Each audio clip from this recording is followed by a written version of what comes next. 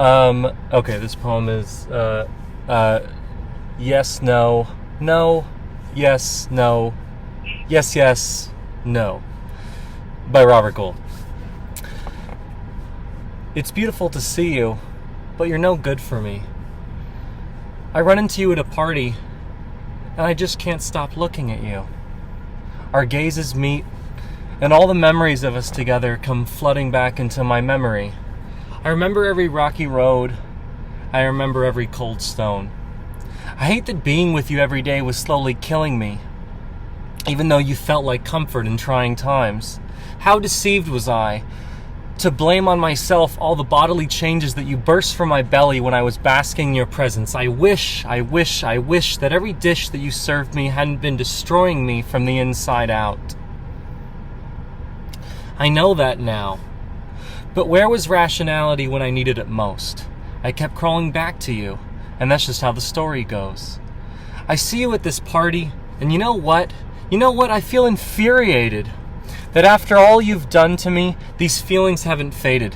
I feel absolutely constipated that I built you into something that's honestly quite overrated. And now, here you are in all your beauty, and I don't crave it. I pretend not to notice you, but even with my eyes buried deep into my phone, there you are again. I see old pictures of us together, and I look like I'm bursting at the seams. I don't even look comfortable in my favorite pair of jeans. I keep looking through our Instagram selfies, and I'm reminded of a time in my life when we had mutual friends like Ben and Jerry, and we'd all sit down together and watch Stephen King's Carrie.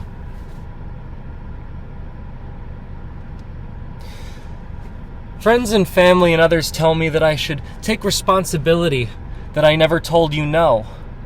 But I just thought that I could be your ebb while you could give me your flow. In the end, I'm sorry. It's not your fault. I should have practiced more self-control. I can't go blaming my problems on an ice cream bowl. You're just a byproduct of the corporate conglomerate. How could you have known that I was lactose intolerant?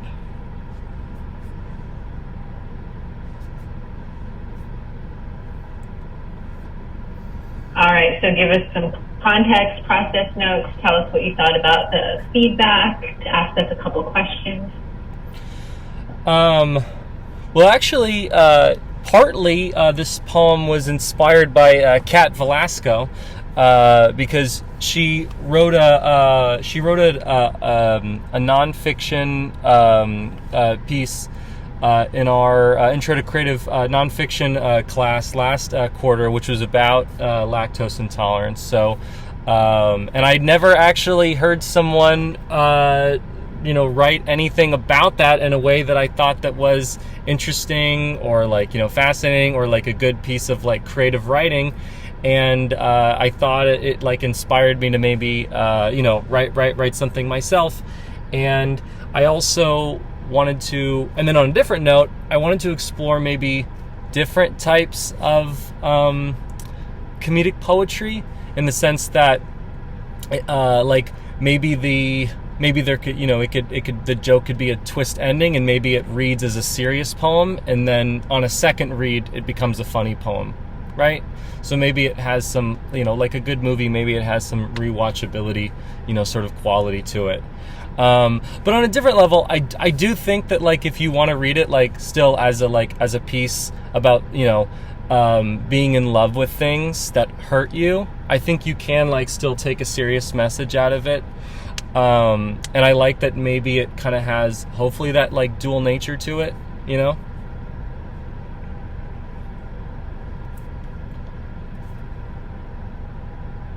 Great, Robert. So what did you think about the feedback, and what questions do you have? I see a couple people already have their hands raised, but how would you tee us off?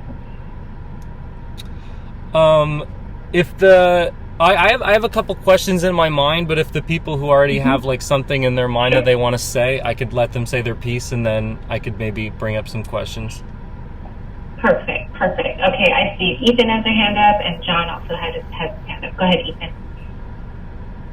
I guess I just have a comment. I thought it was an interesting, almost subsequent piece to your first, and that your first piece this quarter was also somewhat about ridiculing the stereotype of a love poem, and this kind of subverts the expectations of a love poem as well, as it's about breaking up with like ice cream and longing for ice cream, but it's written in such a way that espouses this more common notion of, oh, it's about love, but in a sense it is, in a sense it's not, because I kind of felt almost like this, you're ridiculing love poetry again, but with a new subject matter being lactose intolerance and ice cream. So I thought it was just interesting that there was this connection between your first two poems and that you have this kind of ongoing, maybe philosophical or literary debate within you with how you feel about love poetry in general and how you want to reflect love poetry in your own style of writing. So that was interesting. Well, and there's a great interest in humor, and so it's like interesting, like contrasting or complicated value system or concerns. Go ahead, John. I was glad when Robert said about the poem being rereadable. As I read it the first time, I'm just understanding it as is. Like he's in a good, bad relationship with someone. Then at the end, when he brought lactose intolerance, I was like, hold up. And now as I reread it again, I started noticing the clues he was dropping throughout the poem. I was like, oh, okay. So the first read, I was reading it as is. Relationships. Some people aren't good for you. You know you love them anyway. And I was taking that seriously. But then then at the end, I was like, oh. So I also enjoy how he kept that all the way to the end. He got clues sporadically through the poem. But at the end, when he revealed what he was talking about, you reread it again 2 or 3 times, and it's actually enjoyable during the reread, because you actually know what he's trying to put across. So I like that. Same, John. And I really enjoyed, by the way, Robert reading the poem, too. That he has a very wonderful reading voice and a very good sense of timing. And so that was a very delightful experience as well. Go ahead, Kat, and then Kate. Hi, okay, so I guess I wanted to know why you chose this rhyme scheme to be very tropical, and also your reasons for realism.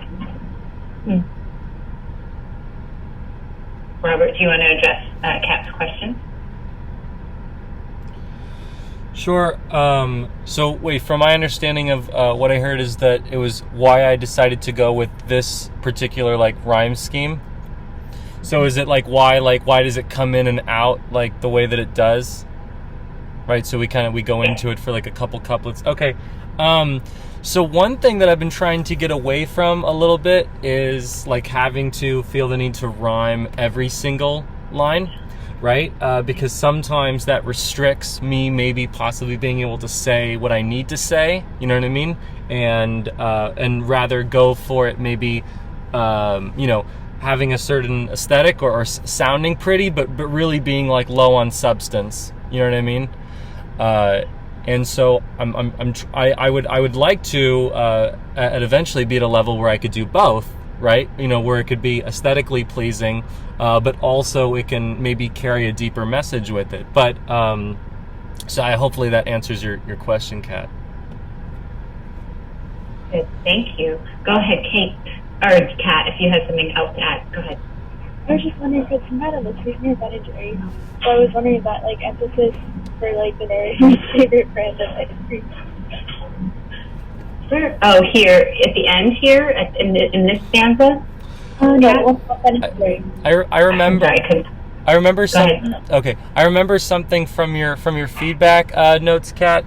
You actually picked up on something that was actually I didn't even think was an ice cream reference, which was the word basking, which was you thought, oh, he must be talking about Baskin Robbins. There obviously when you with poetry, I think there might be certain oh, you're reading into things that that sometimes are I'm oh my god, I didn't even catch that. But I appreciated that you made me feel cleverer than I actually was. But the Ben and Jerry's, yeah, no, I have a love for Ben and Jerry's. I got like a chance, like when I was a kid, to like go to Burlington, Vermont, and like visit the like original Ben and Jerry's factory. So like, I just love Ben and Jerry's. So, and also it worked with the poem because I needed an ice cream brand that would like also work as like a proper pronoun. Very clever. I like to say that I hope my poems are smarter than I am. Meaning they reveal them like certain types, like levels of thought that maybe aren't fully even conscious. So, good on you. I had a feeling that you guys would catch on too early if I said me and my friend Haagen-Dazs were sitting around like watching movies. Yes, that would have been too deep a clue. Go ahead, Kate, and then Janelle. Oh, my comment was just about Mexican, whether that was a reference to ice cream or not. So I got answered. Excellent, Kate. Go ahead, Janelle. One of the parts that I felt the most heat in, I guess, was also the image of the Stephen King's Carrie. I just although it's funny to eat ice cream during a scary movie. I feel like that says a lot about the speaker. I did have a question about ebb and flow. That line about I should have told you no, but I thought I'd be your ebb, you'd be my flow. I get the phrase ebb and flow, but was there a specific thing I would make you leave your partner? That's your ebb and flow, I'm gonna move. I don't know. I was just really curious about that line. So there's this what inspired that. There's this Ben Platt song he did. I don't know if any of you guys know. He did this Broadway musical called Dear Evan Hansen, and he's in Pitch Perfect and a bunch of others. Anyway, so there's this Ben Platt song where he uses a line you can ebb and I can flow, and I just love the sound of that so much. I tried to work it in. And I did debate it. You're right, because I did debate it for a long time, because I was I don't exactly know at the end on second read if it'll make sense. How does ice cream flow? You know what I mean? So that is if no one else has their hands up, that I can bring into my question to you guys, which was there on second read, was there any of the metaphors that felt okay, he's kind of cheating a little bit? It's like rewatching The Sixth Sense. It's he kind of stretched it a little bit, where it's these really aren't really metaphors that apply to ice cream. You know what I mean? So I know, and I agree with you. I think the ebb and flow line probably does stretch the metaphor a little bit. So if there any, well, and not to be disgusting, but I wonder if the word flow, talking about lactose intolerance, does it actually prevent the flow? Is this a giving flow? You know what I mean? There's maybe ways to work with that are reflective of the actual physical experience of lactose intolerance. But onward to Robert's question. Anyone have a response to Robert's question, which is a good one? On rereading, is there any squeaky moments where it felt like it was pushing too far? If I'm re-articulating your question accurately, Robert.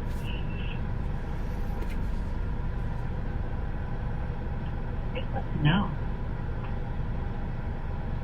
Okay, Zoe, go ahead. I didn't have anything, to be honest. I thought that because I had to read the second time too, once I realized about the ice cream. And I thought that everything is, to be the flow part, I thought at first that you meant that when you eat the ice cream, it gets you to the creative flow or something. Okay. Which happens to me, but it's not, so that's why I thought it is. Excellent. Other thoughts about, because the poem sort of relies on these delicate clues that aren't like Robert was joking about Haagen-Dazs, right? That would be a little too heavy a clue. So that there's a sense of surprise and revelation, and then the pleasure of going back and rereading, and then truly noticing all of the clues that this piece is always about ice cream or about lactose. I guess silence means that you've done a good job, Robert. What other questions emerged for you? So there was a couple people who, in their feedback notes, they brought up concerns that maybe, and Kat brought this up already, that some of the rhymes seemed a little bit either too simplistic, or maybe like a little bit like too silly or like playful. So like for example, I'll just give the example. Like using like overrated and constipated and like faded, and just kind of going for all these very like simple kind of like rhymes. And so if there was anyone that felt like the rhyming scheme took them away from the poem, or if any of the rhymes didn't work for them, for example. Great question.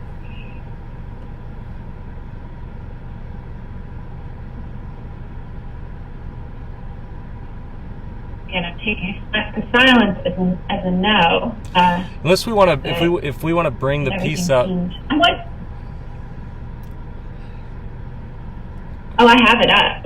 Oh, it's up on the screen. Oh, okay. Yeah, y'all can see it, right? That's not just me. I wonder if, Robert, if part of the pleasure of the rhyming, and even the simplistic rhyming, is because of the inconsistency of it, so that when it shows up, it feels really satisfying. And for me as a reader, that Carrie, Ben and Jerry Carrie, that's a brilliant rhyme. And it's just like creates a scene, and it's funny, and it's like unexpected. So that's a home run for me, rhyming wise. I do want to say, in relation to your goal of like having intermittent rhyming, so as to have a little bit more freedom, and so as to not create a poem that feels that it's reaching all the time, or that it's confined, to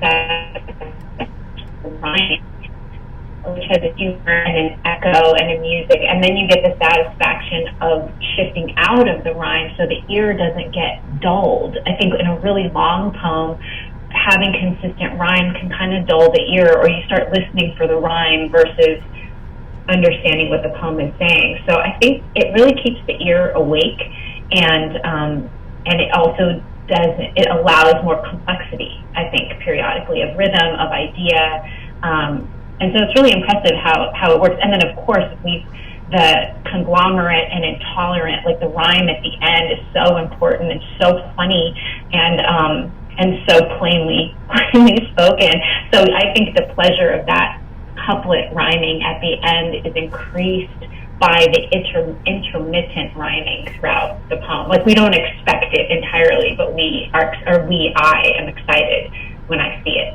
Again, it's just, the rhyme is so satisfying and it's so addictive. So, other comments or questions? And if I skip someone who had their hand up, please let me know. Because looking, when you were rereading it, there were some moments where I wondered about the personification of the ice cream. Was that intentional with that it's I think there was something it's gaze, or I can't remember, but the ice cream was personified. Is that something that I don't know how to say it, intentional, that you kind of want ice cream to have eyes, or be able to stare at you? Is it that it becomes larger than life when you're wanting it so bad you can't have it? Is that kind of what you were going for? Or I was just curious. Okay, so that's a good question, because a few people in their feedback notes brought that up, of well, if the whole thing at the end is not really actually about a girl, what does some of these individual lines about the physical activities being acted out actually mean? So in my mind, my interpretation, of the poem, or at least what I intended, was that I really am walking into a party. There really are people there. It is a social gathering, but there just happens to be at this like, party at someone's at a house, there is like there's ice cream available, you know what I mean, maybe in the kitchen or something like that. And so when I'm looking at the ice cream, it's the same equivalent of like, like you said, like I was saying, like running into an ex at a party. I'm just sort of meeting eyes with the ice cream. I'm like noticing it at the party. That I don't know if that hopefully that like most of like the like I could ask you, Professor, if some of the like the physical actions of like aren't like taken away necessarily, that at least if that interpretation comes through as well for other people, that they felt like, oh, okay, he's actually at a party and he's running into ice cream being served, and he has to make that heartfelt decision of whether he's actually going to indulge himself or not. I mean, for me, that I accepted the personification, and I accepted that the speaker is so in love with ice cream that it feels as if it's a mutual gaze. Like I could accept that. Like I could have both things happening at the same time. Like that didn't throw me when I went back into it. I felt like one can feel that the ice cream is looking at them as they are looking at it, that it has transcended the traditional relationship between the person and a food product into a romance. Doomed romance of sorts. Other responses to Janelle's questions? Good question. Like, how far can you push it, in other words? I think you can push it this far. I like too. I just want to say I like that. I like what Robert, what you said about that. Also, that it's not just a joke. Like it's not. It is about it is about lactose, but also about just anyone's experience being obsessed with or attached to something that's harmful. I feel like the poem does raise itself up to that examination as well, even though it's also really just funny and a joke. So it's an interesting tension, Robert, that you've created. Robert, what poem do you have? It could be an ice cream commercial, yes, Isabel. What poem do you have to share with us that's reflective of some of your goals on the page? Sure. Let me like type it into the chat, and you can. I think you might be able to like Google it. Open it? Yeah. Mm-hmm.